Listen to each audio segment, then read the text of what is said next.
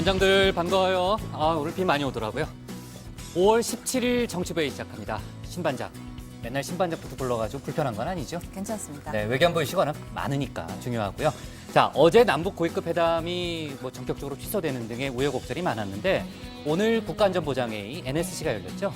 네, 일단은 남북 고위급 회담 조속히 개최되도록 북한과 협의하겠다라고 했고요. 북미 회담 얘기도 했는데요. 네. 우리 정부가 한미, 남북의 모든 채널을 동원해서 네. 중재자 역할을 하겠다. 중재자 역할을 하겠다. 네, 그런 입장도 밝혔습니다. 네, 좋습니다. 최 반장, 그 여야가 국회 정상화의 조건으로 원래 합의했던 그러니까 드루킹 특검법하고요. 추경안을 내일 동시에 통과하기로 했던 거 있잖아요. 가능합니까? 내일 오후 8시에 이제 본회의가 잡혀는 있는데요. 추경안은 좀 시간은 걸리겠지만 상임위와 예결을 거치면서 심사가 진행이 되고 있는데 네. 드루킹 특검법이 여야가 전혀 지금 합의점을 도출을 해내지 못하고 있습니다. 그래요? 일단 내일 오전에는 5.18 기념식에 참석을 그럼요. 해야 되기 때문에 논의를 못한다고 밝혔고요. 네. 오후에 다시 만나서 얘기를 한다고는 하는데 좀 좁혀질 수 있을지는 좀 미지수입니다. 네, 불투명하군요. 그러니까. 저 우리 들어가서 얘기 좀 이어갑시다. 갑시다.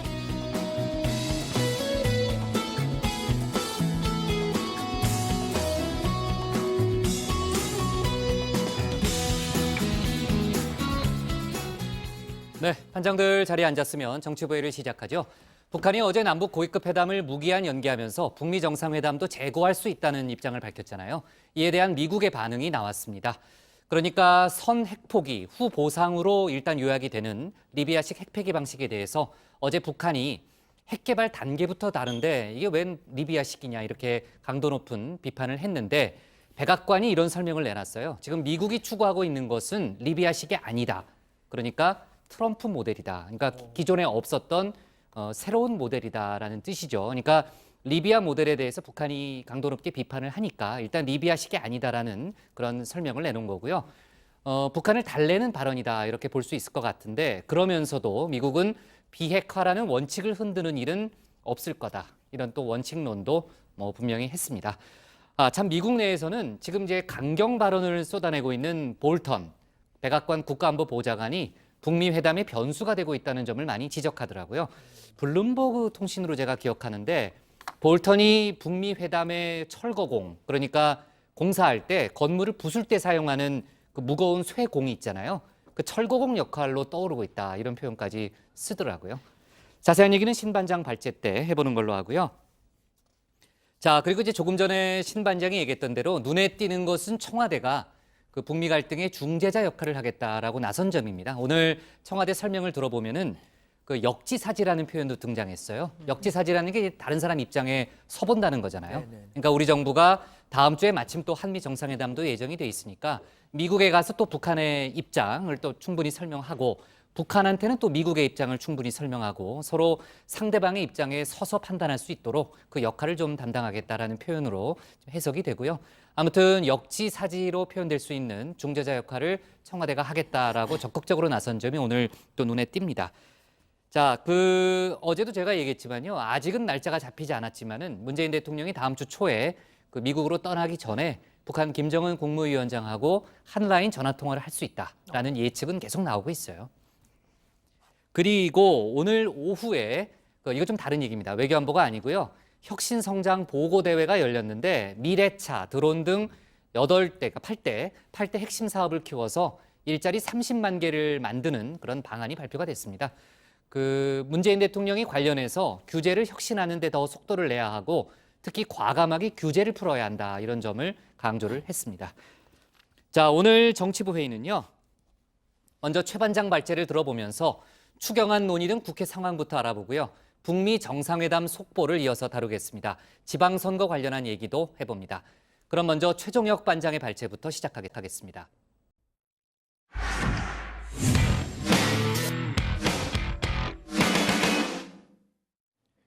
국회가 추경 예산안과 드루킹 특검법을 동시 처리하기로 합의한 시한이 하루 앞으로 다가왔습니다. 하지만 특검은 규모 등에 대해서 여전히 합의에 이르지 못했고 추경안 또한 심사 기한이 부족하다는 등 여야의 막판 기싸움이 이어지고 있습니다. 일각에서는 며칠 미뤄서 함께 처리하는 방안도 거론되고 있습니다. 오늘 최 반장 발제에서는 추경 심사 등 국회 상황을 자세하게 다뤄보겠습니다. 네, 여야가 국회 정상화 조건으로 드루킹 특검법과 추경을 함께 처리하기로 한 날이 바로 내일입니다. 본회의는 내일 저녁 8시로 예정돼 있지만 처리는 쉽지 않아 보입니다. 추경안은 어제 이낙연 총리의 시정연설로 심사 스타트를 끊었습니다. 험난한 추경 심사 과정을 예고하듯 시작부터 난관에 부닥쳤습니다.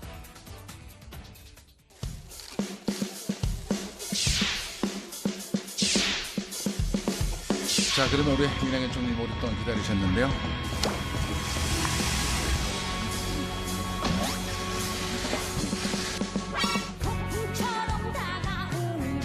이거 좀 올려드립니다. 예, 고장났나? 잠깐 좀 들어가 계셔보시죠. 잠깐 손 한번 볼까요? 괜찮습니다.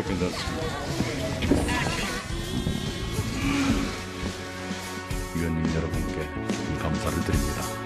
어제 시정연설에 이어 추경안 김동연 부총리 겸 기획재정부 장관님 나오고 김용범 금융위원회 부위원장 나오고 김용조 고용노동부 장관님, 유영민 과학기술정보통신 김현미 도교통부장.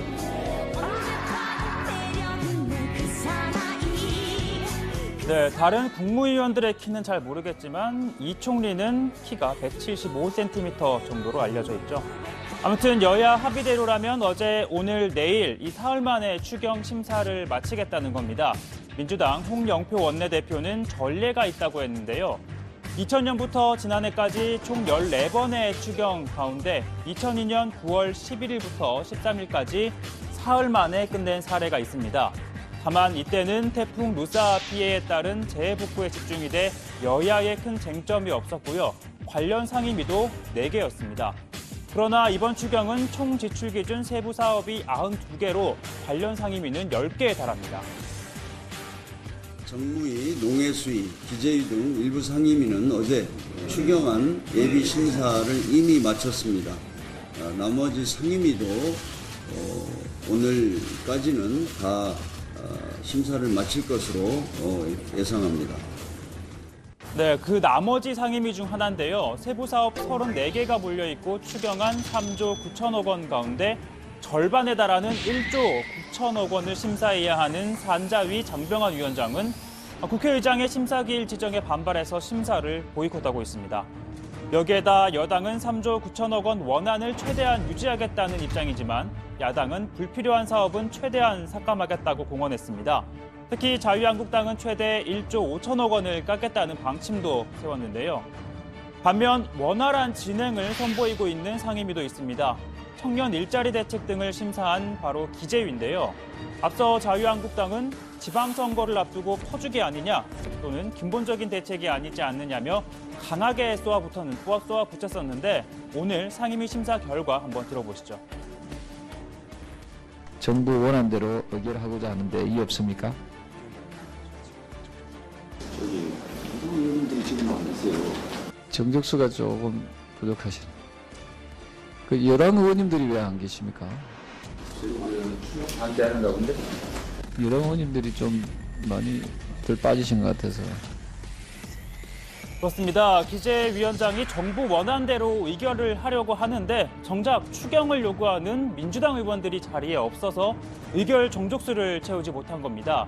이 같은 상황은 오늘도 또 어제도 마찬가지였습니다. 추경의 그 편성을 갖다가 옹호하고 습득해야 될 여당 의원이 한 사람도 없습니다. 언론인 여러분, 이거 중계하십니까? 이거 좀 찍어서 좀 보도하세요. 추경만큼 또 중요한 게 여당 입장에서는 어디 있습니까? 지금 지방선거를 치르기 위해서 다들 뭐 바쁘신 것까지는 알지만 사실 따져보면은 야당 의원들이 더 이 청년 실업 문제에 대해서 신경을 많이 쓴다는 그런 이미지로 또 이렇게 각인되지 않을까. 네, 결국 정족수를 채워서 의결을 하기는 했습니다. 아무튼 국회는 촉박한 시간을 감안해 각 상임위와 여결위를 동시에 가동하고 추경 예산을 심의하고 있죠. 졸속 논란이 없진 않지만 절차적 정당성은 확보하겠다는 겁니다. 그러나 추경 심사가 속도를 낸다고 하더라도 그루핑 특검법이 변수입니다. 자유한국당은 특검이 합의되지 않으면 추경도 처리할 수 없다고 공언했습니다. 민주당이 끝까지 거부하는 경우에 그거를 관철시킬 수 있는 수단이 지금 한국당으로 남아있는 건가요? 지켜보십시오. 네, 특검이 합의가 잘 안 된다는 추경에도 좀 영향을 줄 수 있습니다. 너무나 당연한 일 아니겠습니까? 여야의 가장 큰 이견은 수사 범위입니다. 자유한국당, 바른미래당, 민주평화당은 성역 없는 수사를 주장하며 김경수 전 의원을 수사 대상에 포함시켜야 한다는 입장입니다. 또 특검 규모의 경우 자유한국당은 90일 동안 20명의 검사들이 활동한 최순실 국정농단 특검을 기준으로 내세우고 있지만 민주당은 검사 10명이 30일간 활동한 이명박 내곡동 사저 특검에 준해야 한다는 입장입니다. 현직 대통령의 탄핵까지 불러온 최순실 특검보다 더 많은, 더 큰 규모로, 더 긴 기간으로 안을 만들어 놓았습니다. 그럼 저희가 그것을 받아들여야 합의가 되는 겁니까? 말이 되지 않지 않습니까? 상황이 이렇다 보니 추경과 특검법 모두 당초 여야가 합의한 내일 처리하는 건 어렵다는 지적이 나오는데요. 어제 저녁 정세균 의장과 여야 원내대표들이 만난 자리에서도 논의가 됐다고 합니다. 그 천막 어떻게 됐어요? 아니, 지났습니다. 그렇습니까? 특검법 통과되면. 통과되면 지키고 있어, 지금. 예. 통과 안 되면 다시 출마하고 들어가야겠다. 이게 형님 들어가야 돼. 아니, 이 김성태 대표가 얼굴이 좀 이렇게 빵빵했었는데 이렇게 갸름해지고 더 아주 합종해져 버렸어. 더 아주 미남이 됐어요. 민주당이 내 인생을 완전 베려놨어. 다시 좀 살찌게 해드려야 되는. 아 이제 빨리 좀 뭐 합시다. 나는 뭐 나 불도장 하나 먹을 것 같아. 네, 이 비공개 자리에서 여야는 합의한 시한에 맞추기 위해 해보는 데까지 해보고 안 되면 다시 논의하자고 한 것으로 전해지고 있는데요. 본회의를 21일로 미루는 방안에 대해서도 일부는 공감대를 형성한 것으로 보입니다. 자, 오늘 발제 이렇게 정리해 보겠습니다. 추경 특검 협상 난항, 본회의 연기 가능성입니다. 추경안과 특검법의 동시 처리를 위한 본회의가 내일 저녁 8시에 잡혀 있잖아요. 그러니까 정확히 만 하루 정도 남았네요. 그러니까 하는 데까지는 협의를 해보겠다는 게 여야의 기본적인 입장이고요. 조금 전에 최 반장이 21일 얘기도 하긴 했지만요. 기본적으로는 하는 데까지 하겠다라는 입장인 건 분명합니다. 자, 추경안 부분은 일단 속도는 내고 있어요, 신 반장. 네, 예결위는 어제부터 오늘 새벽까지 전체 회의를 열고 종합 질의를 마무리했습니다. 오늘 오후부터는 예산안 조정소위를 열고 항목별로 증액, 감액 심사를 하고 있는데요. 사실 통상 절차대로라면 상임위 심사를 마친 뒤에 예결위로 상정이 되어야 하는데 시급성을 감안해서 상임위원회와 예결위를 동시에 열고 심사를 하고 있습니다. 앞서 국회의장이 어제 오전 9시 30분을 상임위 심사 기일로 지정을 해서 일부 상임위에서는 심사가 무의미하다 이런 반발이 있었고 또 중단하는 일도 있었는데 현재까지 10개 상임위 가운데 5개 상임위가 예비 심사를 마무리했습니다. 평화당 같은 경우에는 여전히 상임위 심사를 보이콧하고 있고요. 바른미래당도 추경의 시급성에 대해서 문제를 제기하고 있기 때문에 진통, 시작은 됐지만요. 속도는 내고 있지만은 추 진통이 불가피하다는 생각이 좀 들고요. 특검법 같은 경우는 아까 이제 최 반장 발제도 봤지만요. 이거는 이견이 좁혀지지 않는 상황이고 아까 김성태 원내대표 얘기를 들어보면은 이게 추경안과도 연계될 수 있는 게 너무나 당연하다 그런 표현까지 썼잖아요. 그렇습니다. 드루킹 특검은 지금 여야 사당 원내수석 부대표들이 만나서 협상을 이어가고 있는데 말씀하신 것처럼 이 수사 범위, 규모에 대한 이견이 가장 큽니다. 민주당은 이명박 전 대통령 내곡동 특검을 그리고 야당에서는 최순실 국정농단 특검을 기준으로 삼자 이렇게 팽팽히 맞서고 있죠. 자, 민주당은 드루킹 특검이 최순실 특검보다 규모가 큰 게 이게 말이 되냐? 야당이 스스로도 무리라는 걸 알면서 협상에서 우위를 점하기 위해 과도한 주장을 내놓고 있다 이렇게 비판했습니다. 저희들은 드루킹 특검이라는 것 자체가 특검의 대상이 된다고 보지 않습니다. 야당 쪽의 그 법안은 지나치게 무리하고 협상의 여지를 최대한 확보하기 위한 본인들도 스스로 그렇게 될 거라고 생각하지 않은 그런 내용이었다라는 말씀을 꼭 한번 드리고 싶었습니다. 자, 지금 이렇게 합의점을 찾기가 좀 쉽지 않은 그런 상황이 됐습니다. 그래서 이 추경과 특검법 처리 날짜를 미뤄야 한다는 목소리가 나오고 있습니다. 어제 정세균 의장과 여야 원내대표 간 회동에서도 일단 합의한 시한에 맞추기 위해서 노력을 해보는데 해도 안 되면 그때 가서 다시 논의하자라고 판단을 일단 유보한 것으로 전해지고 있습니다. 민주평화당 같은 경우는 5.18 기념식이 열리는 내일은 본회의가 열리는 게 어렵다면서 21일 이후로 미뤄야 한다고 주장을 했습니다. 평화당은 또 지난주 본회의 직전에 민주당이 21일로 합의를 해놓고 한국당 등 다른 야당과 또 18일로 중복 합의를 하면서 자신들이 뒤통수를 맞았다 이런 입장을 밝히기도 했습니다. 네, 18일 다음에는 지금 21일이 아마 대안으로 떠오르는 모양인데 21일이 다음 주 월요일이네요. 네네. 22일이 공휴일이잖아요. 그렇죠? 부처님. 예, 그러니까 21일 월요일을 또 하나의 데드라인으로 생각을 하는 것 같은데 만약에 이제 내일 그 원래대로 이제 통과가 되려면은 오늘 밤 늦어도 내일 오전까지는 추경안 심사를 마무리해야 되고요. 또 특검법 내용에 대해서도 합의를 해야 됩니다. 그러니까 지금 뭐 그게 가능할지는 현재로서는 좀 불투명한 상황인데 저희 회의 중에도 또 혹시 모르잖아요. 또 속보가 들어올 수 있으니까 최 반장이 좀 챙겨가면서 저희가 회의를 진행하고요. 자, 그리고 좀 주제를 바꿔서 지난번에 이제 김기식 전 금감원장으로 인해서 불거졌던 그 피감 기관의 지원으로 해외 출장을 간 사례들 상당히 논란이 됐었잖아요. 그 당시 전수조사를 하겠다고 하다가 뭐 결과적으로는 흐지부지 됐는데 오늘 한 언론 보도가 나온 걸 보니까요, 최 반장.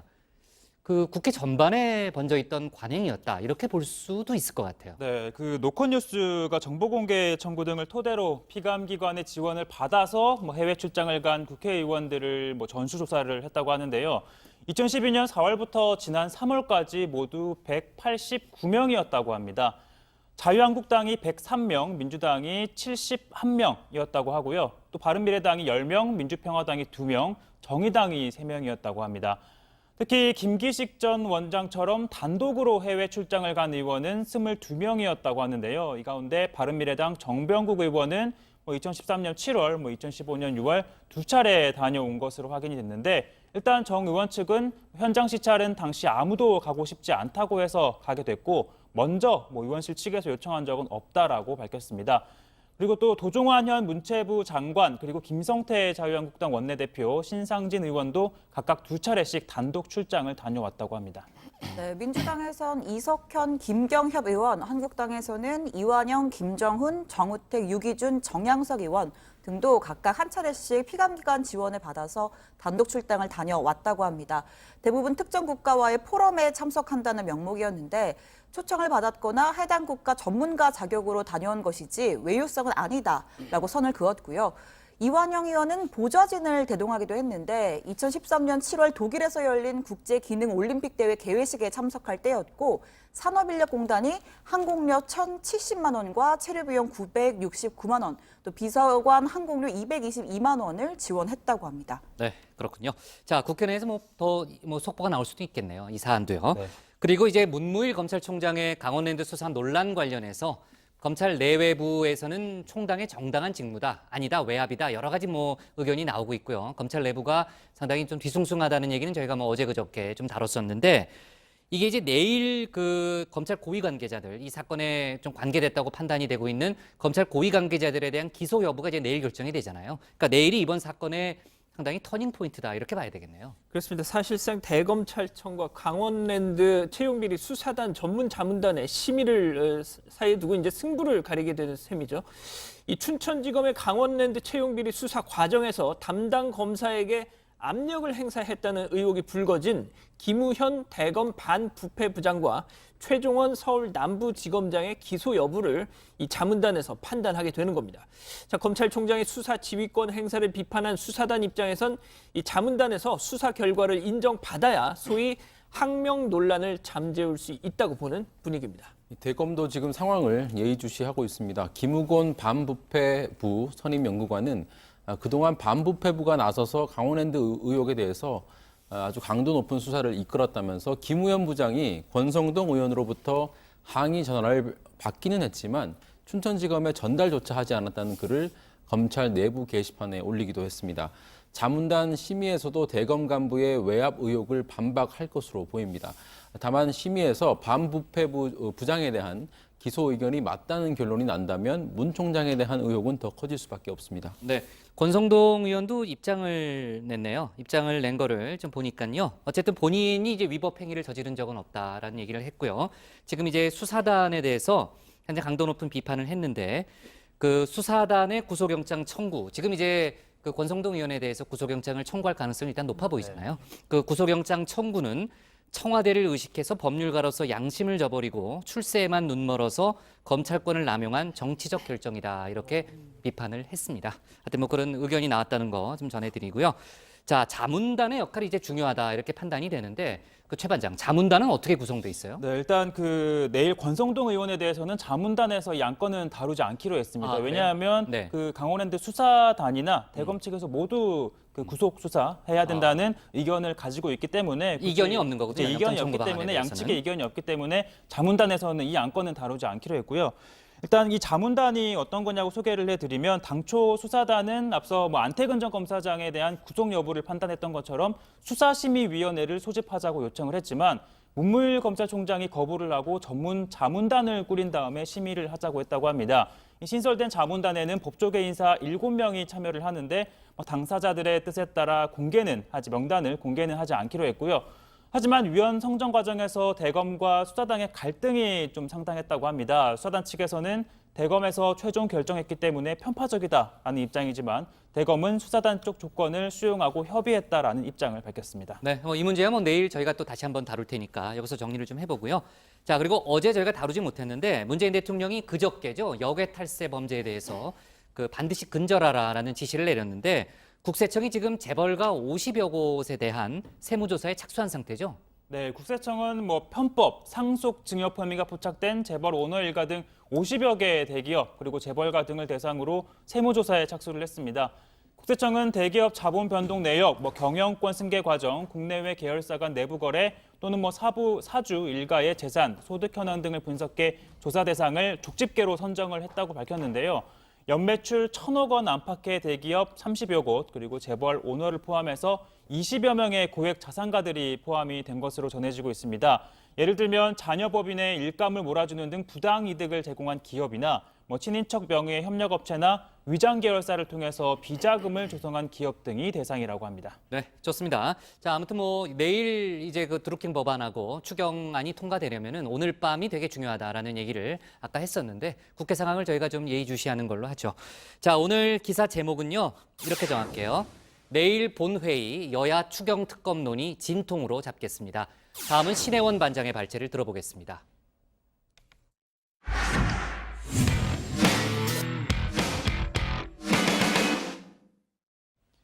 북한이 북미 정상회담 무산 가능성까지 거론한 데 대해서 미국은 정면 충돌 대신 진화를 일단 택했습니다. 백악관은 여전히 회담을 원한다면서 한반도 비핵화는 리비아가 아니라 트럼프식 모델에 따를 거라고 말했습니다. 오늘 청와대 발제에서는 치열한 신경전이 이어지고 있는 북미 관계, 또 남북 고위급 회담 무산 대책을 논의한 청와대 NSC 회의 소식 등을 집중적으로 다뤄보겠습니다. 돌이켜보면 북미 관계는 항상 롤러코스터였습니다. 90년대와 2000년대에 벌어진 1, 2차 북핵 위기는 한반도 정세를 벼랑 끝으로 몰았고 급기야 올해 새 벽두부터 핵단추 설전이 오가며 위기가 고조됐습니다. 미국 본토 전역이 우리의 핵 타격 사정권 안에 있으며 핵 단추가 내 사무실 책상 위에 항상 놓여 있다는 것. 이는 결코 위협이 아닌 현실임을 똑바로 알아야 합니다. 말 그대로 살벌했던 북미 관계는 비핵화를 위한 대화 테이블에 앉기로 전격 합의한 뒤부터 확 달라졌습니다. 두 정상이 서로를 띄워주는데도 거리낌이 없었습니다. And I appreciate Kim Jong-un doing this and allowing them to go. 경의하는 최고領導者 동지께서는 트럼프 대통령의 구두 메시지를 전해 들으시고 사의를 표하셨습니다. 여기에 북미 회담 일정까지 발표가 되고 나니 한반도 비핵화 진짜 거의 다 왔다는 장밋빛 전망이 쏟아졌습니다. 이제 관심은 과연 둘이 만나서 무슨 이야기를 할지, 어떤 세기의 장면을 연출할지에 쏠렸는데요. 저 역시 마찬가지였습니다. 남북의 도보다리 독대에 큰 관심이 쏠린 만큼 이곳에서 북미의 오붓한 오솔길 독대가 성사될 수도 있습니다. 자, 그런데요, 김칫국을 너무 빨리 마신 걸까요? 순항하던 북미 관계에 북한이 급 제동을 걸었습니다. 미국 볼턴 보좌관에 대항하는 북한의 강경파 어르신 김괴관 부상이 긴급 담화문을 낸 건데요. 일방적인 핵 포기와 리비아식 선례를 강요한다면 북미 정상회담을 안 할 수도 있다는 겁니다. 이 갑자기 훅 들어온 공격에 트럼프 대통령은 다소 당황한 기색이었습니다. 기자의 샤우팅 질문 세례를 받고도 저렇게 침묵을 지켰는데요. 오늘은 답을 내놨습니다. 정면 충돌 대신 신중론을 택한 모습입니다. We'll see what happens. We'll see. Time will tell.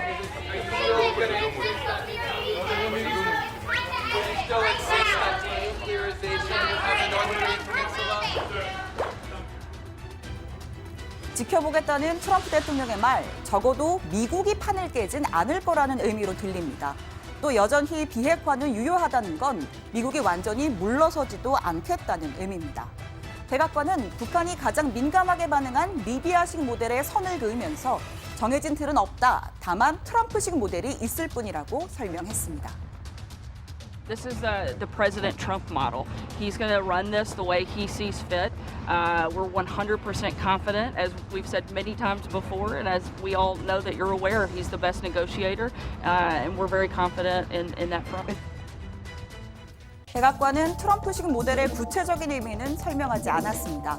다만 북한이 협상 1순위 조건으로 체제 보장을 내건 만큼 선패기 호 보상에서 한 발 더 나아가서 비핵화 과정에서의 테러 지원국 해제, 대규모 민간 투자 등 부분적인 보상이 동시다발적으로 이루어지는 걸 의미할 수 있습니다. 북한의 타겟이 된 볼턴 보좌관은 여전히 강경한 입장입니다. 북미 회담의 목적은 검증 가능하고 불가역적인 비핵화이며 여기에 한 발짝도 후퇴는 없다고 강조했습니다. 자신을 사이비 우국지사라 부른 김계관 부상을 향해선 문제 있는 인간이란 말로 응수했습니다.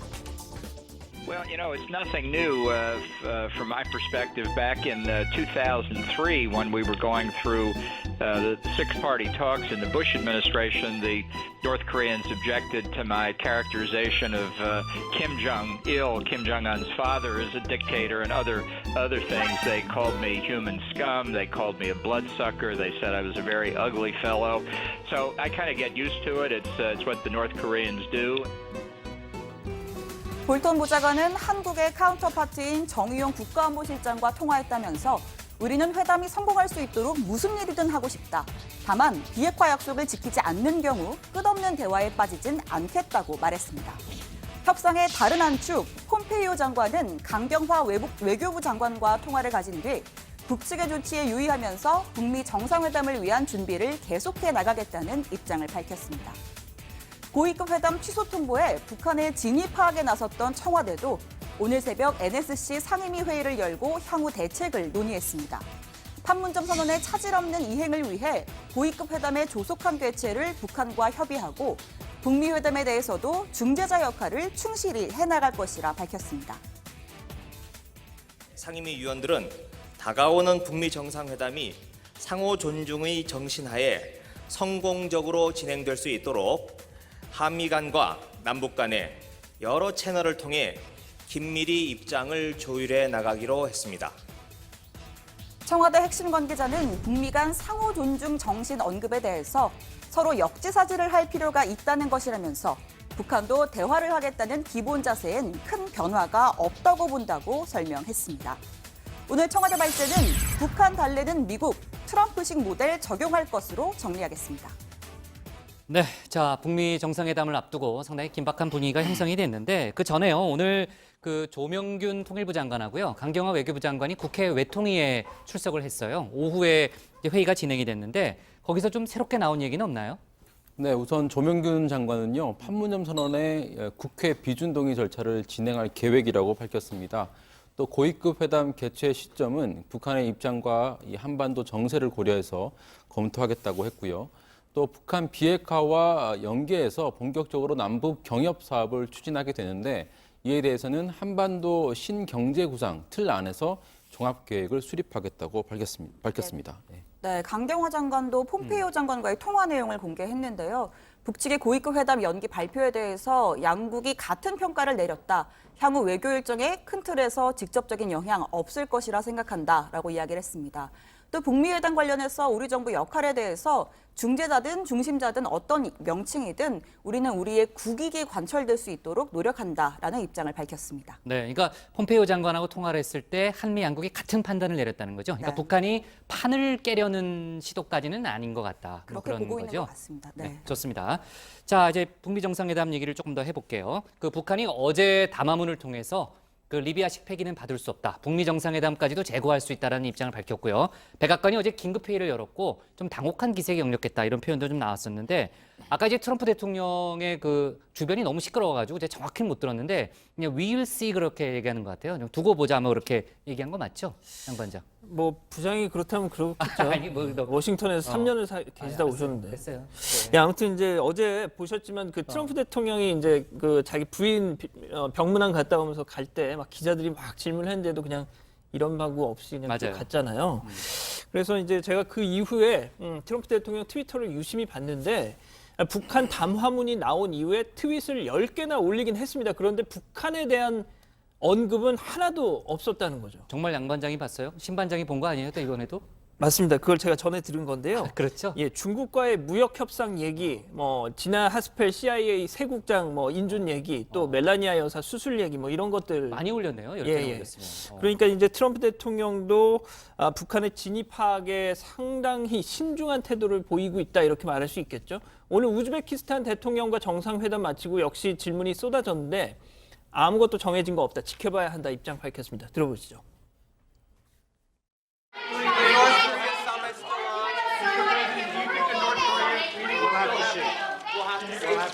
Can the Korean summit be salvaged? We'll have to see. We haven't seen anything. We haven't heard anything. We will see what happens. Whatever it is. 네, 보통 이제 백악관 같은 데서 기자회견하면요, 이제 지정을 해주거든요. AP가 가장 먼저 해요. 보통 일반적으로 그렇게 해주는데 저런 자리에서는 기자들이 동시에 얘기하는 게 또 미국 기자들의 특징이에요. 그리고 또 하나의 특징은 예를 들면은 뭐 한미 정상회담 관련한 거라 하더라도 다른 걸 물어봐요. 미국 국내 상황을 물어본다든지 그게 이제 미국 기자들의 좀 특징입니다. 자, 그나저나 이제 북미 대화가 워낙에 큰 사안이고 또 오래 공을 들여온 사안이기 때문에 그 뭐 트럼프도 이제 신중한 반응을 내놓을 거라고는 일단 예상은 했죠. 그런데 또 한편으로는 트럼프 대통령이 또 돌발적인 또 성향이 있잖아요. 그래서 아 그래 하지 마 뭐 이렇게 나오지는 않을까 하는 그런 좀 걱정을 했다라는 사람들도 좀 많은데 일단 미국도 판은 깨지 않겠다, 상황 관리를 하겠다 이런 메시지를 내놓은 걸로 해석은 됩니다. 네, 사실 뭐 트럼프 대통령의 말만 보면 국어국문학을 전공한 제가 보기에는 확답을 피했다라는 게 정확한 해석입니다. 결정된 게 없다, 지켜보자라고만 했잖아요. 그런데 백악관은 좀 더 적극적으로 북한을 달랬습니다.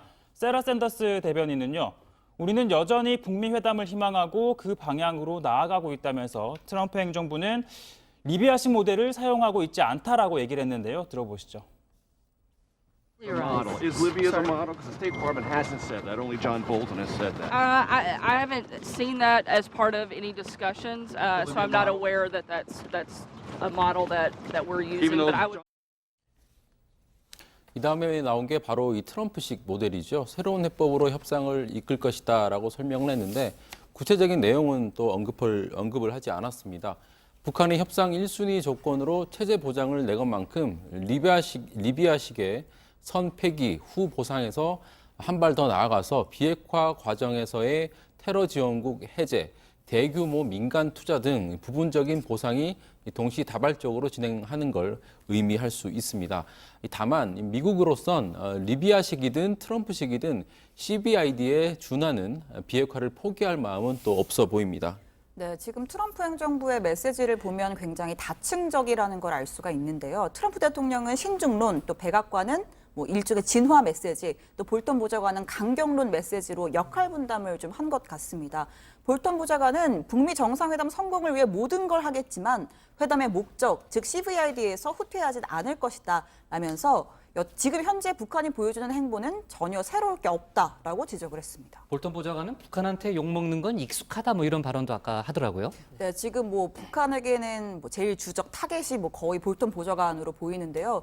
원래 대표적인 강경파였던 폼페이오 장관이 협상의 전면에서 또 북한과 대화를 하고 있고 좀 약간 유화적으로 메시지가 바뀌었잖아요. 맞아요. 맞아요. 네. 그래서 이제 그 미국 언론에서는요, 어느 신문이었다, 어디 매체, 폴리티코였나? 그래서 어디서 봤는데 그 폼페이오 장관이 그 대선 나중에 그러니까 차차기 트럼프 대통령이 이제 재선을 이제 도전할 거니까요.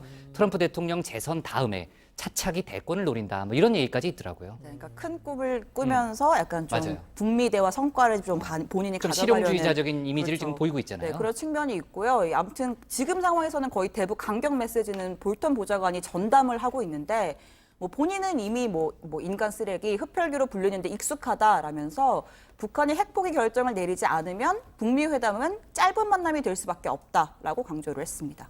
네, 그리고 또 일각에서는요, 북한이 이제 강경하게 지금 이제 나온 이 배경에 또 중국의 영향이 있다 이렇게 분석하는 사람들도 있어요. 예, 그러니까 뭐 지금 북한 노동당 참관단이 중국 실리콘밸리 가 중관춘 네. 그리고 또 뭐 농업과학관 뭐 여러 군데 지금 돌아다니고 있습니다. 어제는 시진핑 주석이 직접 이 참관단을 만나서 북한 경제 개발에 대한 지지, 북중 교류 강화를 강조했다고 하죠. 향후 북중 간 대규모 경제 협력을 위한 포석이기도 하지만 최근 북미 대화 국면에서 북중 관계를 공고히 하려는 측면도 있겠죠. 특히 중국은 이른바 쌍중단, 그러니까 북한의 핵 미사일 발사 그리고 한미 연합훈련 동시 중단을 요구하고 있는데 어제 그 북한의 담화문 이런 중국의 입장이 반영된 것일 수 있다, 이런 분석도 나오고 있습니다. 네, 지금 뭐 여러 가지 해석이 나오고 있는데 제가 보기에는 뭐 지금까지 나온 해석 중에서는 어쨌든 그 인권 또 생화학 무기 등으로 의제가 지금 뭐 계속 번지고 있으니까 그거를 좀 차단하려는 그런 목적이 아닐까라는 그런 해석이 좀 설득력이 있다라는 생각을 좀 개인적으로 해보고요. 지금 이제 한미 간에도 지금 다채널로 소통이 이어지고 있습니다. 그 어제 오늘 이제 정의용 볼턴 라인 그리고 아까 신반장이 얘기했지만 강경화 폼페이오 라인이 뭐 총동원 됐잖아요. 지금 이제 청와대 쪽에서는 아까도 뭐 몇 차례 저희가 얘기했지만요. 중재자 역할을 적극적으로 하겠다는 입장이죠. 네, 청와대 오늘 NSC 열었는데요. 청와대 따르면 북미 정상회담이 상호 존중의 정신 하에 성공적으로 진행될 수 있도록 한미 간 그리고 또 남북 간 여러 채널을 통해서 긴밀히 입장을 조율해 나가기로 했다고 밝혔습니다. 현재 북미 간 입장 차이가 있는 것으로 보이는데요. 서로 역지사지해보는 태도가 필요하다면서 북한도 대화를 하겠다는 기본 자세에는 큰 변화가 없다고 본다라고 설명했습니다. 한미 간, 남북 간 여러 채널 이 부분에 대해서 부연 설명이 있었는데요. 대통령이 중재자로서 역할을 좀 더 적극적으로 해나가겠다는 의지가 담겨 있는 표현이다라고 설명을 했습니다. 우선 22일 한미 정상회담을 통해서 북한의 태도와 입장을 전하고 또 반대의 역할도 해서 양측의 입장 차이를 조정하겠다는 거고요. 남북 간 한라인 여부는 답하기는 어렵지만 청와대와 국무위원회 연결을 정상 이외 관계자가 하는 일은 없을 것이라고 말을 했습니다. 네. 자, 어쨌든 뭐 트럼프 모델이 뭔지는 모르겠는데 아무튼 그 실체가 참 궁금합니다. 조만간에 좀 공개가 되겠죠. 그리고 다음 주에 또 한미 정상회담이 열리니까 저희가 그 어떤 모델인지 좀 윤곽을 잡을 수 있을 겁니다. 자, 오늘 청와대 발제는요. 북 달래는 미, 리비아식 아닌 트럼프 모델로 정리하겠습니다. 다음은 양원보 반장의 발제를 들어보겠습니다.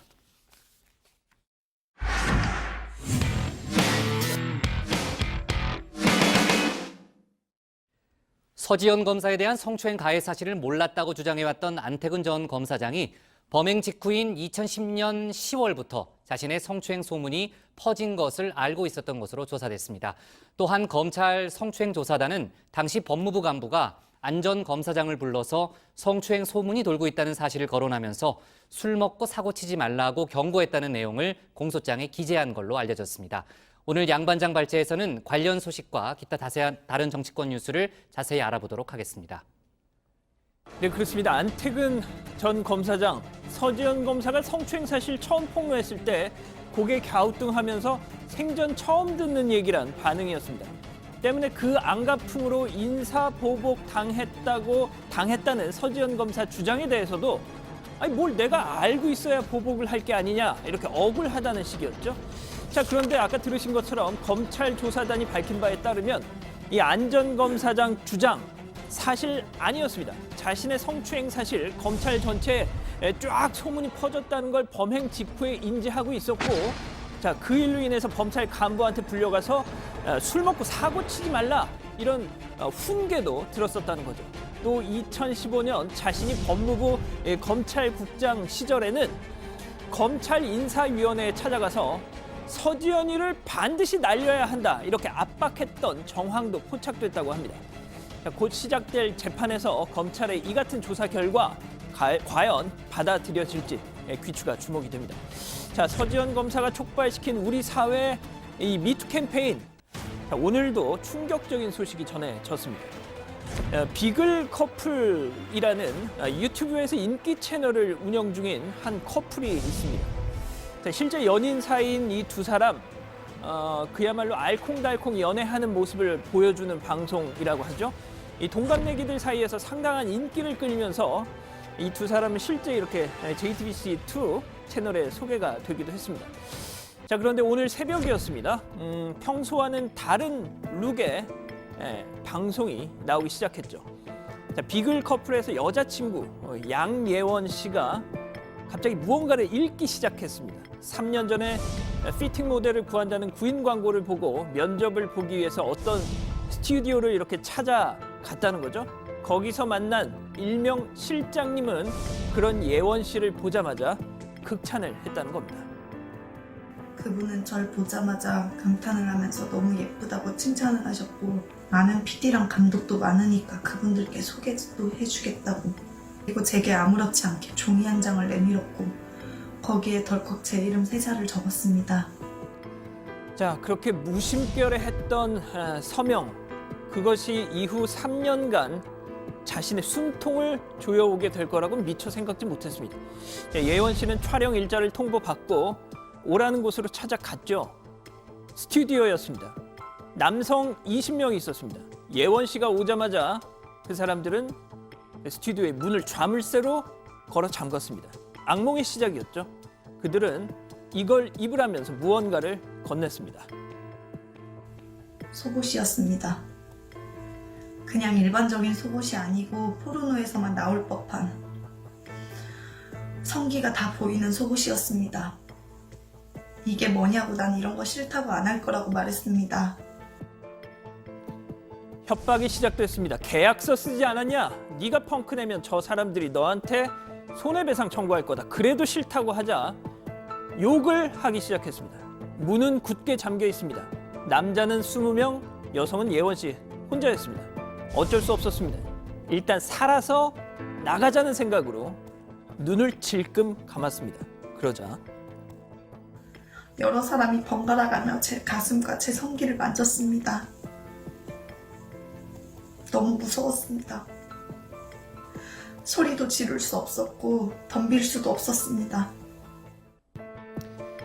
예원 씨는 스스로를 완전히 내려놨던 탓에 가까스로 첫 촬영을 마쳤습니다. 하지만 그녀는 이후로도 그 짓을 4번이나 더 해야 했다고 합니다. 사람들은 그렇게 싫다면서 그걸 왜 또 찍었냐 이렇게 조롱했다죠. 예원 씨는 말합니다. 실장님이란 사람은 말끝마다 위약금을 물어내라고 하고 사진은 이미 그들 손에 있었고 무엇보다 이런 사실을 가족이 알게 될까 봐 어쩔 수 없었다고 말이죠. 나만 입 다물고 그냥 그렇게 모른 척 조용히 살면 평생 아무 일도 없던 것처럼 그냥 평범하게 살 수 있을 거라고 생각했습니다. 그렇다고 마음이 편했던 적은 하루도 없었습니다. 혼자 있을 때 자기 전에 항상 인터넷을 뒤져봤고 혹시나 내 사진이 올라왔을까 맨날 불안해했습니다. 자, 매일매일 피가 말랐지만 다행히 우려했던 일은 없었습니다. 그렇게 3년이 흘렀습니다. 그런데 지난 5월 8일 그 정적이 깨지고야 말았죠. 한 포르노 사이트에 그 문제의 사진이 올라왔던 겁니다. 자, 이미 유튜브 방송을 통해서 얼굴이 알려졌던 탓에 여기저기서 당신을 그 사진 속에서 봤다는 메시지가 예원 씨한테 쏟아졌습니다. 대부분의 조롱, 비아냥, 욕설의 메시지였습니다. 심지어 남자친구에게까지 말이죠. 제 사진을 캡처해서 보내면서 이걸 보니까 기분이 어때요? 이런 식으로 묻는 사람까지 있었습니다. 죽고 싶었습니다. 진짜로 죽고 싶었습니다. 예원 씨는 삶을 정리하기로 결심했습니다. 무려 그 시도를 3번이나 했다고 합니다. 하지만 사는 것만큼이나 죽는 것도 어려웠습니다. 결국 남자친구 동민 씨도 알게 됐다죠. 동민 씨의 반응은 어땠을까요? 제일 용기를 줬습니다. 괜찮다고 말해줬습니다. 넌 피해자라고 격려해줬습니다. 이겨내라고, 싸워야 한다고 말해줬습니다. 자, 예원 씨는요, 경찰에 이들 피팅 모델 촬영단 경찰에 고소했습니다. 자, 피해자는 예원 씨 말고도 수십 명에 달할 거라고 하는 얘기도 나옵니다. 서울 마포경찰서 즉각 수사에 착수했다고 하는데 이 실장님이라는 남성 찾고 있습니다. 자세한 얘기는 들어가서 전해드리죠. 오늘 준비한 소식 여기까지입니다. 네, 경찰이 이번 사안에 대해서 철저하게 수사하겠다라는 입장을 좀 밝힌 상태고요. 오늘 아침부터 이제 인터넷 실시간 검색어 1위에 계속 이제 양혜원 씨 이름이 올라갔는데 백주대낮에 서울 한복판에서 저런 일이 벌어진다는 게 참 믿기지 않아요, 신반장. 네, 오늘 양예원 씨의 이 폭로 이후에 청와대 청원 게시판에도 가해자들을 반드시 처벌해달라는 청원이 줄을 잇고 있습니다. 일단 양예원 씨가 밝힌 바에 따르면 가해자들은 좀 이런 야한 사진들을 전문적으로 촬영하는 남성들이 모인 인터넷 카페 회원들이라고 하는데요. 예원 씨도 그날 현장에서 이런 카메라를 든 남성들이 서로 무슨 님 이렇게 닉네임으로 부르는 걸 목격했다는 겁니다. 예원 씨는 자기를 향해서 플래시를 터뜨리는 그 남성들이 지극히 평범한 사람들이었다는데 더 큰 공포감을 느꼈다고 말했습니다. 그러니까 요구를 순순히 따를 수밖에 없었던 것은 협박 때문이었다는 거죠? 네, 일단 양예원 씨 말에 따르면요. 그들의 이상한 요구를 거절하면 곧바로 험한 욕을 퍼붓고 또 계약서 위반 운운을 하면서 20대 초반의 어린 여성들이 감당하기 어려운 액수의 손해배상액을 요구하고 또 가족들에게 알리겠다고도 했고요. 또 사진을 유포하겠다라고 협박을 하고 무엇보다 당장 그곳을 뛰쳐나오고 싶었지만 철문은 굳게 자물쇠로 잠겨 있었고 자신을 제외하고 모두가 남성들이었다는 건데요. 예원 씨는 시키는 대로 하자. 그러면 목숨은 건질 수 있겠지라는 생각이었다고 합니다. 그러니까 이제 예원 씨 혼자만의 문제도 아니고요. 피해자가 더 많이 있는데 피해자 대부분이 20대 초반 여성들이고 그중에는 미성년자도 있었다라는 주장이잖아요. 이걸 어떻게 알 수 있는 거죠? 예원 씨가요, 이 주변의 도움을 받아서 경찰에 신고를 하기로 결심을 하고 자신의 사진이 올라온 사이트를 뒤지기 시작했다는 겁니다. 그런데 그랬더니 본인 말고도 정말 많은 여성들의 사진이 있었다는 거죠. 미성년자 피해자의 존재도 그런 과정에서 알게 됐고요. 특히 자신과 원래 알고 있던 배우 지망생 한 언니도 확인을 했다는 겁니다. 그래서 그 언니에게 연락을 했더니 본인과 똑같은 마음고생을 하면서 살아왔다고 얘기를 했다는 겁니다. 이소윤 씨라는 분인데 SNS에 자신의 피해 사례를 또 공개를 했습니다. 읽어보면 예원 씨와 상당히 유사합니다. 네, 가해자들의 범죄 행각이 지금까지 드러나지 않았던 걸 보면은 상당히 주도 면밀하다고 볼 수 있겠네요. 예, 양혜원 씨 설명에 따르면요. 사진을 찍고 나서 이 사람들이 또 이걸 바로 유포시키지 않고 몇 년이 지나서 피해자가 안심할 때쯤 또 사진을 유포시킨다는 겁니다. 또 그런 사진은 대부분 해외 서버를 둔 불법 사이트에 올린다는 거죠. 그러니까 쉽게 추적할 수가 없는 겁니다. 또 촬영이 밀폐된 공간에서 일어났기 때문에 설령 이 사람들이 검거가 된다 한들 증거가 어딨냐 이렇게 발뺌을 하면 딱히 어쩔 수도 없다는 겁니다. 무엇보다 이 사람들의 가장 강력한 무기는 그때 촬영한 사진이죠. 피해자들에게 침묵을 강요할 수 있었던 무기인 겁니다. 네, 같은 피해를 당한 이소윤 씨가 경찰에 고소를 하러 갔더니요. 경찰 측에서는 강제추행, 감금, 강제 촬영에 대한 명확한 증거가 없다라면서 쉽지 않은 수사가 될 것이다 라는 이야기를 했다고 합니다. 이 씨는 이러다 우리 사건이 흐지부지 되는 게 아닐까 걱정이 된다면서 피해자들의 용기 있는 참여를 부탁하기도 했습니다. 네, 자 주제를 좀 바꿔볼게요. 대한항공 소식을 좀 알아봐야 되는데 조양호 회장이 미국 출장을 취소했네요, 최 반장. 네, 조양호 회장 그리고 조원태 사장 당초 예정대로였다면 어제 미국행 LA 비행기를 탔어야 합니다. 하지만 갑자기 이를 취소키로 한 건데요. 청와대 청원 게시판에는 그동안 이들 일가의 출국 금지 조치를 요구하는 청원이 많기도 했었는데 당국의 조사가 전방위로 이루어지는 상황에서 출국을 해서 괜한 오해를 사기 싫었던 걸로 분석이 됩니다. 관세청이 어제도 대한항공 본사를 압수수색했잖아요. 이번에는 국부유출수사 전문인 서울세관이 직접 나섰다면서요? 그렇습니다. 불법 외환 거래를 통해서 재산을 해외로 빼돌리는 혐의를 잡았다는 겁니다. 때문에 압수수색도 재무본부에 있던 대한항공 외환 거래 자료를 대상으로 이루어졌고요. 본사 차원의 위장 송금이 있었는지를 들여다본다는 그런 거죠. 해외 송금 때 당초 적시한 목적과 다른 목적으로 사용된 자금 흐름을 포착했다는 겁니다. 네, 그렇군요. 자, 그리고요. 오늘 법무부 성범죄대책위원회가요. 전수조사 결과를 조금 전에 밝혔는데 제2의 서지영 검사가 수천 명에 달한다는 그런 결과를 좀 밝혔어요. 상당히 충격적인 내용입니다. 그렇습니다. 전국 이 법무부 소속 기관에서 일하는 여성 직원 전수조사를 했다고 합니다. 전체 응답자 7,407명 중에 무려 61.6%가 성폭력 피해 경험이 있다고 응답했다는 겁니다. 특히 여성 검사들만 추려서 봤더니 성희롱, 성범죄 피해를 경험했다는 응답 비율이 70.6%로 상당히 높았다는 거죠. 권인숙 이 조사위원장도 이 정도일 줄은 몰랐다, 놀랐다라고 말할 정도였습니다. 네, 전체 응답자 가운데서요. 강제 성관계를 당했다라고 답변한 이도 그 응답자 가운데 0.4% 정도에 달했다라는 평가가 있고요. 지금 이제 응답자 수를 고려하면 한 30명 정도가 그 해당 피해를 받은 걸로 일단 추정이 됩니다. 자, 서지영 검사 사례가 빙산의 일각이었다라는 평가가 그래서 좀 나오는 것 같고요. 자, 오늘 기사는요. 이렇게 정리해 보겠습니다. 경찰 유튜버 성추행 사건 수사 착수로 정하겠습니다. 다음은 정강현 반장의 발제를 들어보겠습니다.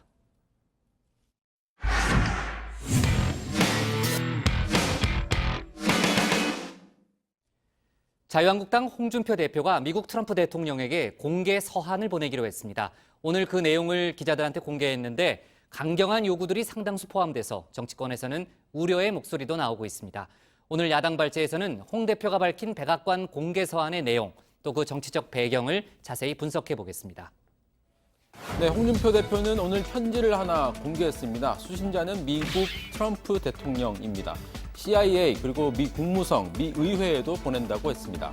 자, 모두 7가지의 요구 사항을 담았습니다. PVID 원칙 견지, 비핵화 완료 후 보상, 비핵화 완료 후 체제 보장, 주한미군 감축 철수 거론 불가, 북한의 비핵화 용어 사용, 북한의 국제 범죄 행위 중단 요구, 북한 인권 문제 제기 등입니다. 자, 그러니까 홍준표 대표가 트럼프 대통령에게 북한 김정은 위원장을 만나면 이 7가지는 확실하게 지켜달라는 요청을 한 겁니다. 사실 홍준표 대표 지난 대선 당시에 홍 트럼프라는 별명으로 불렸죠.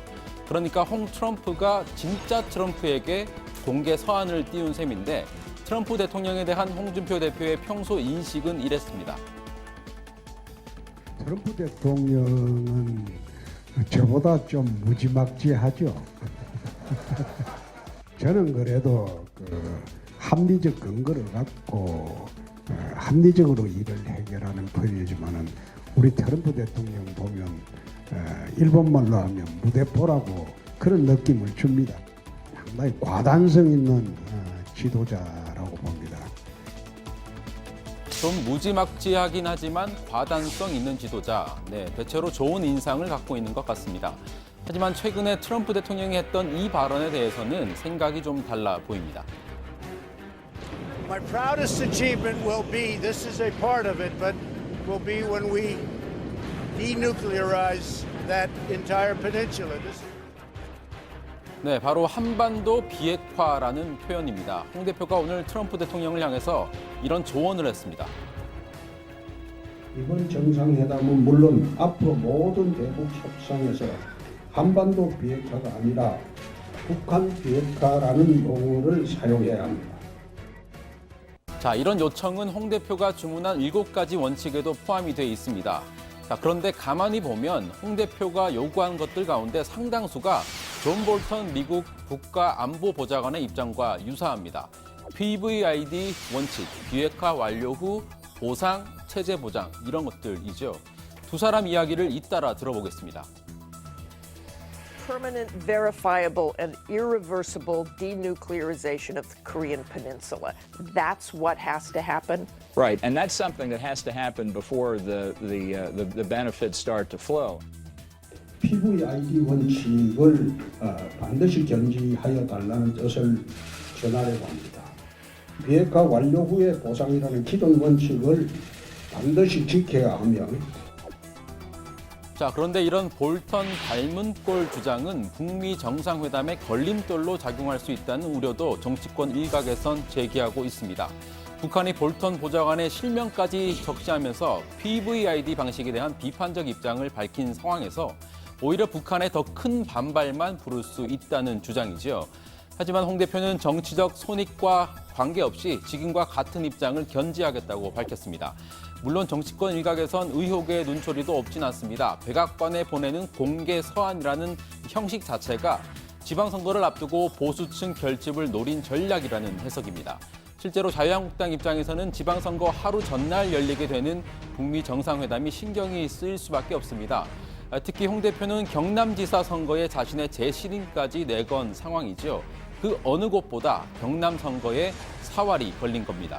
홍 대표가 민주당 김경수 후보를 연일 공격하고 있는 이유입니다. 감옥에 가야 할 사람이 경남도청 들어가겠다고 지금 설쳐대고, 이게 나는 정상적인 정부로 보지 않습니다. 하지만 공격을 받고 있는 김경수 후보는 오히려 홍 대표에게 감사드린다는 말을 하고 있습니다. 어떻게 된 일일까요? 들어보시죠. 홍준표 대표께서 경남 선거를 지면 본인의 진퇴를 걸겠다고 하시더니 김경수 죽이기에 나섰습니다. 제가 죽고 있습니까? 오히려 거꾸로 더 맷집이 탄탄해지고 인지도도 높아지고 승리의 가능성이 높아지고 있습니다. 홍준표 대표께 진심으로 감사드립니다. 김경수 후보는 오늘 선거사무소 개소식을 열었습니다. 민주당 의원들이 대거 참석해서 새 과시를 제대로 했습니다. 김경수 후보 주장대로라면 홍준표 대표 덕분에 인지도가 높아진 결과인지도 모르겠습니다. 다만 자유한국당 김태호 후보 입장에서는 경남지사 선거에서 자꾸 홍준표 대표 이름이 거론되는 게 불편할 수도 있습니다. 김태호 후보가 그런 속내를 언뜻 내비친 적이 있습니다. 오히려 홍준표 대표에게 자유한국당 맡기지 마시고 본인이 자유한국당을 맡으시는 게 보수를 지킬 수 있는 방법 아니냐. 너무 많이 나가셨습니다. 우리 김경수 후보님의 그런 걱정을 진짜 이래 잘 받아들여야 될 것 같습니다. 자, 오늘은 백악관에 공개 편지를 쓴 홍준표 대표에게 띄우는 음악입니다. 정치가 음악을 만났을 때.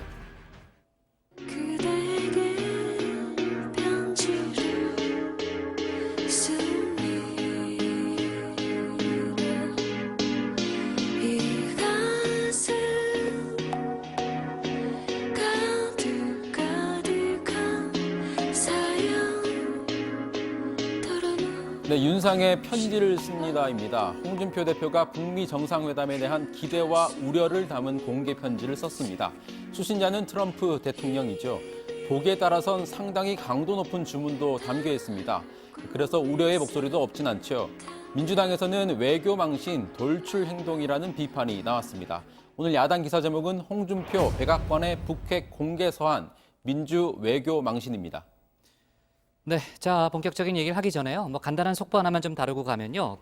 저희도 이제 회의 때 다뤘었는데 세월호 참사 관련 화면을 이제 편집에 좀 사용했고 또 부적절해 보이는 용어를 사용해서 큰 논란을 빚었던 MBC 전지적 참견 시점이라는 프로그램 있잖아요. 조금 전에 이제 방심위 방송통신심의위원회 방송소위에서 관련한 심의 결과가 나왔는데. 과징금 부과 결정이 내려졌습니다. 근데 과징금 부과가요, 법정 제재 중에서 가장 높은 수위의 제재입니다. 지금 어제 양반장이 소개했지만 일단 제작진은 단순 실수였다라고 주장을 했지만요. 어쨌든 방심위에서는 가장 징계 수위가 높은 그런 징계를 결정했다는 그런 속보가 들어왔습니다. 자, 그리고요, 정반장이 이제 공개 서한 내용을 좀 소개했는데. PVID 원칙이라든지 여러 가지 7가지 내용을 보니까요. 상당히 강경한 내용들이 많아요. 네, 그렇습니다. 홍 대표가 공개한 서한을 한마디로 요약하면 트럼프 대통령이 PVID, 그러니까 영구적이고 검증 가능하고 되돌릴 수 없는 핵폐기 원칙을 견지하고 또 비핵화가 완료되기 전에는 어떠한 보상도 할 수 없다는 점을 김정은 위원장에게 분명히 해달라는 겁니다. 또 한반도 비핵화라는 용어 대신에 북한 비핵화라는 용어를 써달라는 요청까지 했고요. 이 밖에도 정상회담에서 주한미국 감축이나 철수 문제를 거론하지 말 것, 북한의 국제범죄 행위 중단을 요구하고 북한 인권 문제도 제기해달라는 요청이 담겼습니다. 네, 그러니까 얼추 보면은 미국 내 강경파들의 주장과 유사한 점이 많아요. 그걸 뭐 소통한 건 아니지만 어쨌든 비슷한 그런 주장이 좀 많아 보이는데 홍 대표가 공개 서한까지 보내게 된 배경을 어떻게 이해해야 됩니까? 일단 한국과 미국의 정치 상황 때문에 뭐 선거가 있으니까요. 미봉책에 그칠 것이 우려된다는 게 홍 대표의 설명이었습니다. 들어보시죠.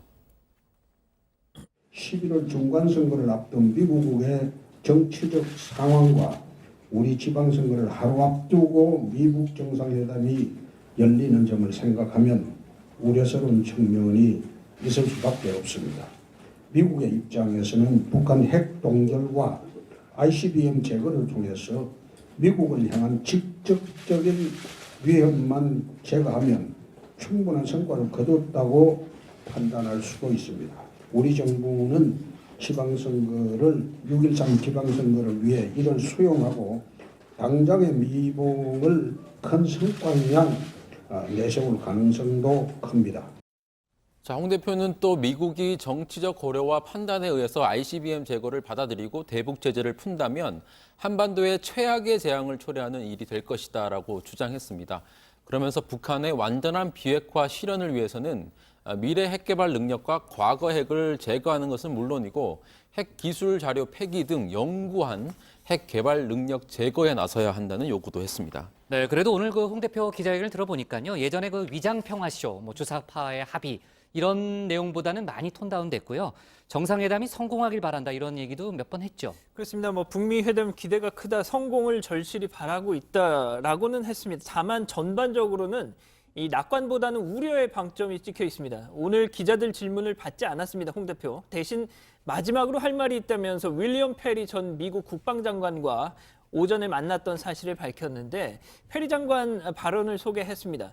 페리 장관이 이랬다는 겁니다. 미국 정상회담이 어려운 과정을 거칠 것이다.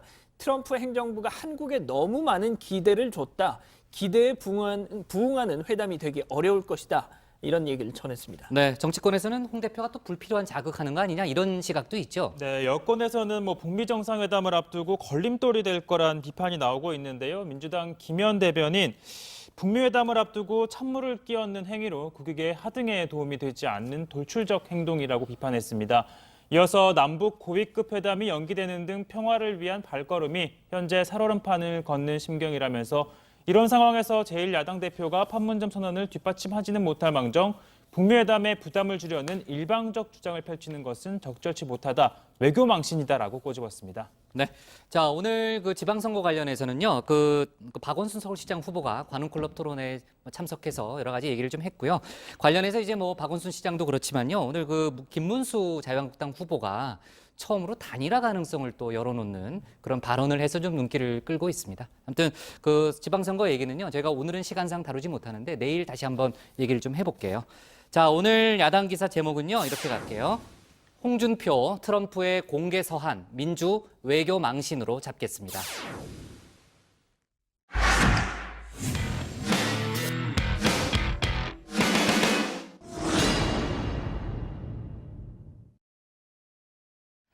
내일은 5.18 민주화운동이 일어난 지 38주년이 되는 날입니다. 38년이면 갓난아이가 자라서 거의 중년이 될 나이입니다. 오랜 세월이 지났어도 5.18의 진실 찾기는 아직도 진행 중입니다. 발포 명령자는 누구인지, 헬기 사격의 실체는 무엇인지, 또 행방불명된 사람들은 어디에 있는지 아직도 밝혀지지 않았습니다. 그동안 5.18 때 행방불명된 사람들이 안매장됐을 것이라는 의혹이 제기돼 왔는데 2002년부터 지금까지 안매장됐을 것으로 추정되는 곳을 제보받아 발굴했지만 성과는 없었습니다. 그런데 어제 KBS에서 군이 안매장을 인지하고 있었다는 기록을 입수했다고 보도했습니다. 김기석 전교사 부사령관의 업무수첩 사본에 작전에 참여한 공수여단장에게 4사람 폭도의 감회장 장소를 보고하도록 지시해달라는 메모가 있었고 문서에는 좌표까지 있었습니다. 앞으로 현장 발굴 등 후속 조치가 필요해 보입니다. 행방불명자 가족들은 시신이라도 찾기를 염원하고 있습니다. 5.18 당시에 초등학교 1학년이었던 이창현 군은 집을 나선 뒤에 돌아오지 못했습니다. 아들을 잃은 팔순의 아버지는 지금도 찾아 헤매고 있습니다. 뼈를 찾으려고 아무리 찾도록 못하고 있어. 지금 안매장 장소 판단 관계로 좀 거기서 희소식이나 있으면 그런 소식이 없다.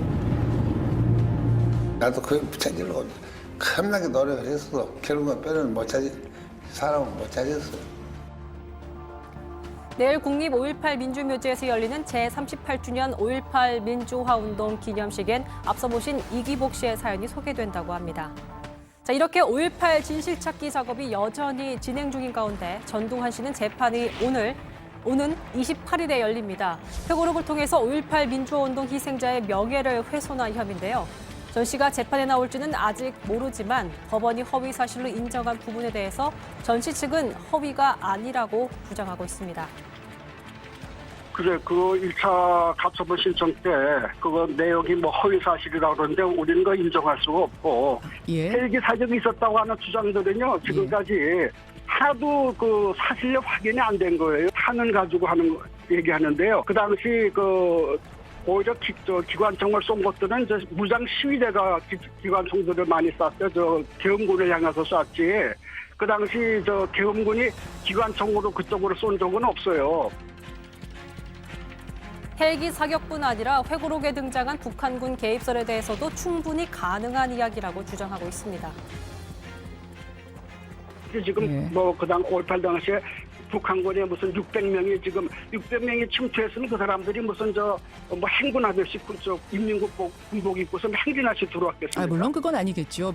12.6 나고 나서 우리 한국 남한 문제 굉장히 혼란했잖아요. 그 몇 달 동안에. 그 80년 5월 그때 80년 봄에 상당히 혼란했는데 북한이 그 상태를 그런 상황을 가만히 팔딱 끼고 부정만 했겠습니까? 이번에 5.18 민주화운동 기록과는 미공개됐던 영상을 공개했습니다. 72분 길이의 이 영상엔 소리는 없지만 더 강력한 진실이 숨겨 있는데요. 영상에는 헬기에서 내린 주영복 당시 국방장관 등 신군부 인사들이 압수를 하자 진압 책임자였던 소준열 사령관이 웃는 모습이 보입니다. 이 웃음의 의미 뭘까요? 5.18 그날의 진실을 찾기 위한 노력은 앞으로도 계속돼야 합니다.